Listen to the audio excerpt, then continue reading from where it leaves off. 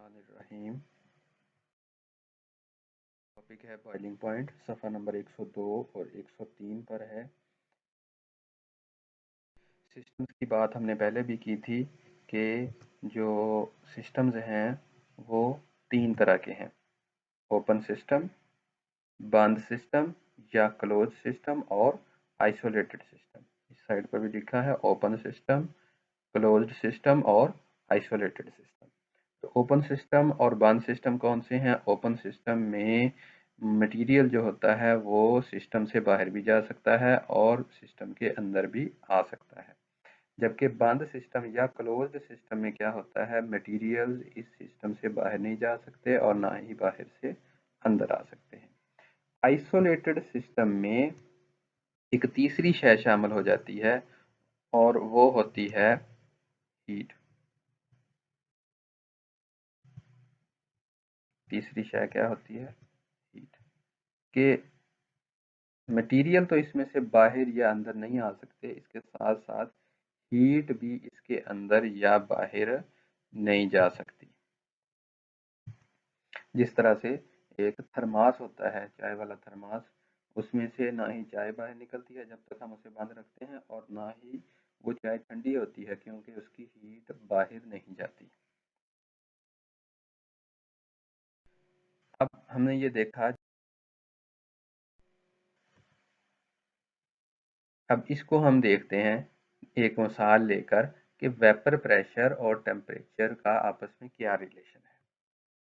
सबसे पहले ये देखिए, पानी जो है अगर हम 0 डिग्री सेल्सियस पर रखें तो उसका वेपर प्रेशर जो आता है वो कितना आता है जी? 5 mm ऑफ मरकरी आता है।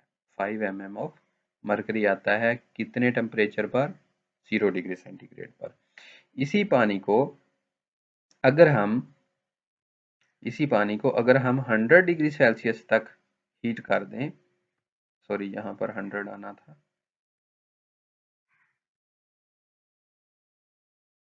यहाँ पर 100 और यहाँ पर 760 mm।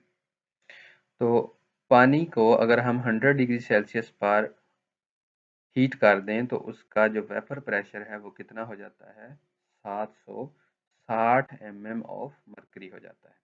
760 mm ऑफ मरकरी वो प्रेशर है जो कि हमारे एटमॉस्फेयर का प्रेशर है।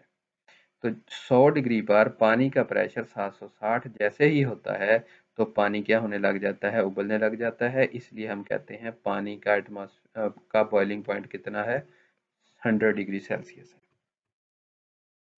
तो यहाँ पर ये देखिए, अल्कोहल को अगर हम 0 डिग्री सेल्सियस पर रखेंगे तो उसका वेपर प्रेशर कितना होता है? 25।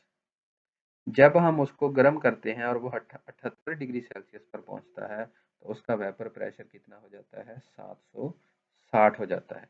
यानी अल्कोहल 78 डिग्री सेल्सियस पर उसका वेपर प्रेशर एटमॉस्फेरिक प्रेशर के बराबर हो गया और वो बॉयल होना शुरू हो जाएगी।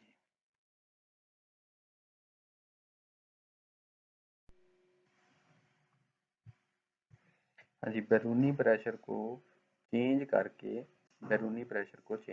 हम बॉइलिंग पॉइंट को भी चेंज कर सकते हैं।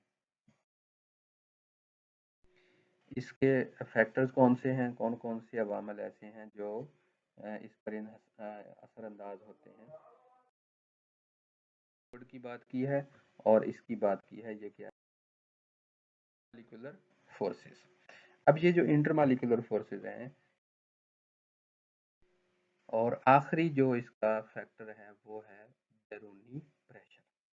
बैरूनी प्रेशर, तो बैरूनी प्रेशर, अगर हम बैरूनी प्रेशर यानी माया के इर्द गिर्द जो प्रेशर है, एक्सटर्नल प्रेशर जो है, उसको कम कर दें, उसको क्या कर दें? कम कर दें, तो उसका बॉइलिंग पॉइंट क्या हो जाएगा? कम हो जाएगा। इसके उलट भी है, अगर हम इसको ज़्यादा कर दें, बैरूनी प्रेशर को क्या कर दें?